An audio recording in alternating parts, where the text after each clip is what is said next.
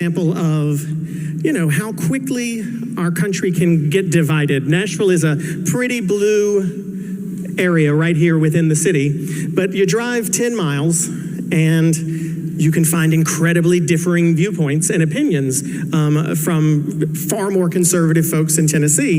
And it makes me sort of think and wonder, and we'll start with you, Tomi. Do you think that Republicans and Democrats see each other as fellow Americans anymore, or do you think that we've become tribal to a point that we don't even feel like we're the same country, even though we're so close? Obviously, because of the 2016 election, we've seen the battle lines being drawn, but I think a lot of Trump supporters feel as though we've been cast out and alienated. So that's part of the problem. I don't think anybody wants division in this country, but I think for those Trump supporters out there, those conservatives out there, we've kind of been pushed to the wayside. You're a racist, you're a bigot, you're intolerant. Once we've been name called to that extent and we've had our characters assassinated to such an extent, it's hard to repair that once you've called somebody such horrible names, once you've called people white nationalists and racist just because they support this president. Naturally, we're going to be a little bit more defensive. Do you think, Anna, Anna, I'll just let you respond to that. It's the same question to you. Yeah, so I think that it's important to kind of understand some of the dynamics that influence the agendas of politicians, Donald Trump's being one of them. So it's an age-old trick for politicians to divide and conquer. And if you go back to the campaigning that Trump did and the type of rhetoric he used and the rhetoric he relied on to garner support, it was to divide people. It was to find the boogeymen, to find foreigners that are so scary and we all need to, worry about them. The immigrants are the reason why your economic situation isn't so great. The people of color are the ones who threaten your lives with the crime. That was rhetoric that was specifically meant to divide Americans, and it worked, unfortunately.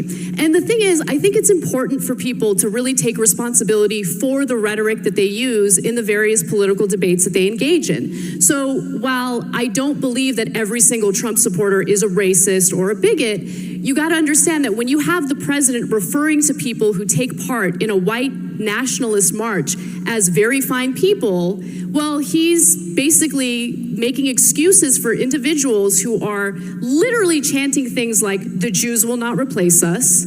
They ran over a counter-protester, Heather Heyer, effectively killing her. And so when you have Trump supporters lining up to defend Trump's rhetoric in cases like that, well, then you have to understand why people would draw these types of conclusions about Trump supporters. It's bothersome. So let me just go on there first and foremost. To Tommy's point is that, politicians, have age-old trick, divide and conquer. Were you making the same claims, Anna, when Obama was president? And, you didn't build that? And what he was basically doing in terms of dividing the country along racial lines, blacks versus whites, and the rhetoric that was coming out of Obama at that time?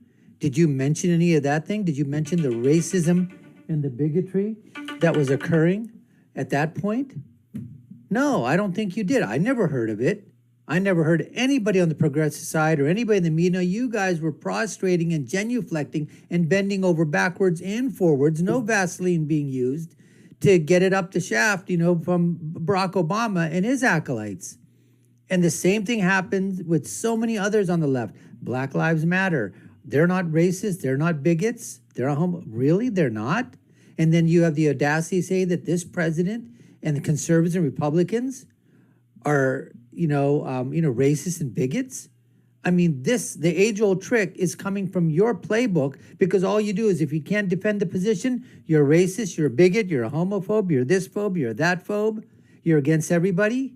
If you look at the transcripts and you want to be true to yourself, what President Trump said at that thing in Charlottesville was what?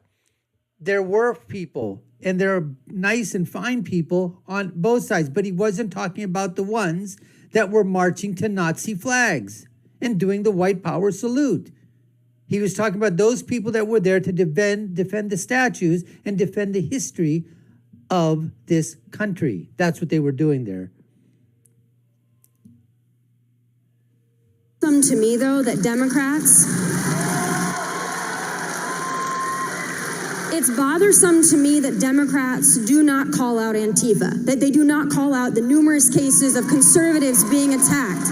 And Anna, you and I have kind of developed an unlikely camaraderie, friendship, whatever you want to call it, over the last couple of months. But when we're talking about rhetoric, let's be fair. You coined me white power Barbie a couple of years ago.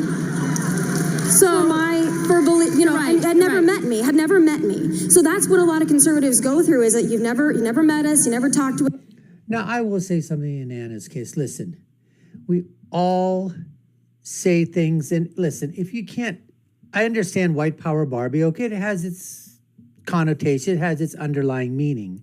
But listen, if you're going to enter into the arena of politics, if you're going to enter the arena of social media, if you're going to enter the arena of being a pundit on social media, political or anything else, you got to be able to take the stuff that comes at you, the name calling, the rhetoric, whatever the narrative that they try to form around you. Because look, they're doing what they have to do. They're doing their job. And same way here, we use hyperbole. A lot of times I talk about all the time that I place a lot of these people in the category what I call my acronym simmer, because they just simmer and they just stew in being so upset and so mad and they're never happy. They just simmer in it all the time. Democrats, progressives, moderates, the Hollywood hypocrites, the alphabet networks, they just simmer. SIMR stands for stupid, idiotic, moronic, and retarded. Okay, hyperbole. But sometimes we need something like that to get our point across. If I just say, you know what, they're just some, they don't know what they're talking about. Okay, fine. But you've got to add some oomph to it. So yes, she called her white power Barbie. Okay, all right. But you got to learn to take some of this stuff. And it, both sides. So I think there is something to be said for, name. But if you can back your argument up with, examples and with what you're saying, and then you throw some of these modifiers in every once in a while to really make your point and get your point across, I'm perfectly fine with that.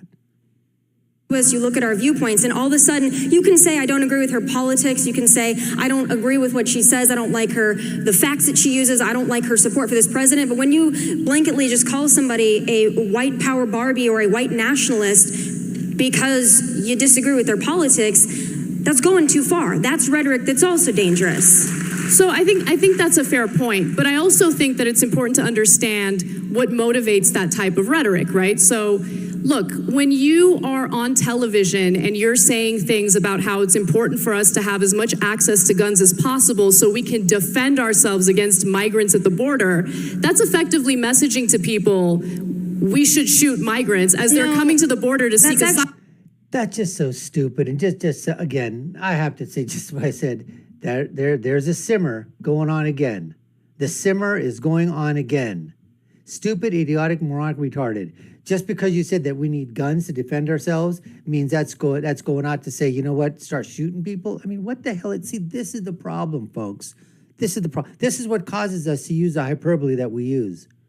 That's actually taking that out of context. The language, look, and I think you have to understand, and you have walked back your commentary. I give you credit for that, because there are people on the right who will say things that incite violence. They will slander and and the left never does. The Democrats never do. The progressives never do. The moderates never do. The alphabet networks, they never do. The hypocrites in Hollywood, they never do. They never say anything bad. They never have any bad rhetoric that will cause harm and damage to people. Are you freaking kidding me? Fame, disenfranchised groups of people. And when they do incite violence, and you do have shootings like the one that just happened in El Paso, Texas, that was motivated by an anti-immigrant, agenda, well, they won't take responsibility. I do give you credit because you have walked back your comments, but I don't go around calling every Republican white power Barbie. I don't think that every Republican is a bad person, but I do think that as public figures, as people who have individuals who see us as an inspiration, we have an obligation to make sure that our language is careful, it's measured, and I've messed up. I want to take responsibility for the times that I've messed up. But I just think that you mischaracterize groups of people in a way that's unacceptable, and it directs more violence and more hatred toward them. You get more upset about unarmed black people getting shot and killed by cops than you do about the actual victims. You know, like, you support the cops, but why not support 12-year-olds like Tomi Lahren? I will always support our law enforcement just simply officers. playing with a toy gun. I've given you a at very park. long time to talk. I've given you a very long time to talk. A couple of things that you said that I want to clear up. When I said I walked back my comments that were made, I never said we need guns so that we can defend ourselves against migrants coming across the border. I said we need guns because if you're refusing to protect and defend this nation with our borders, we as the American people have to have a means to protect ourselves because the government is not going to do it for us. And yes, I believe That's the Second vigilante Amendment. justice. That's vigilante justice. That's Not vigilante justice. Can we- That's the let's- Second Amendment. Let's That's the talk a Second little bit. Amendment. Let's It talk is a little bit not about your Second immigration. Amendment right. Let's talk about that immigration thing, though. I mean, I don't want to. We'll get to Second Amendment. Trust me. But I want to talk about that because you have mentioned that you. So, anyways, in this part here, the initial stages of this debate, I think they both got their point across, but you can actually see, and I know, Tomi said that, backstage and before, that they sort of, were getting along and everything. And I think that's fine. But once you get on stage, you can see where the lines are drawn in terms of where each person stands. And I think they both got their points across. I don't think anybody scored any major points of any kind. Tomi characterized, her positions.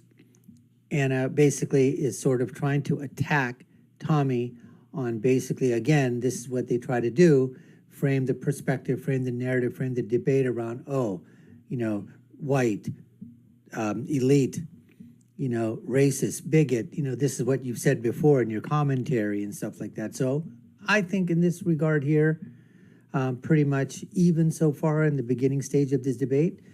We appreciate you taking the time to watch. You've been watching the Dr. Nasir Shaikh Show. I've been your guest host. My name is Dr. Nasir. Haven't done so already, subscribe to the channel, hit that like, share button, hit that notification bell, check out our other videos as well. And I'll leave you with my final thought, which is, when you're right, and when you're left, you're wrong. We'll see you again next time, folks. Take care and stay safe.